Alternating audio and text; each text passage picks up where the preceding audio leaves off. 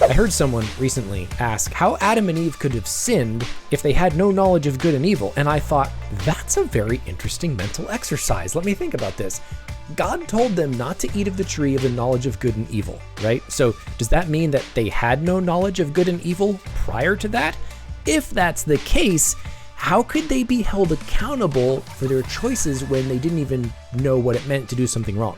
Well, they must have had some idea of what was wrong because God told them not to eat of the tree. He gave them a law, one rule. And just because the tree is called the knowledge of good and evil doesn't mean that Adam and Eve weren't endowed with zero knowledge at all.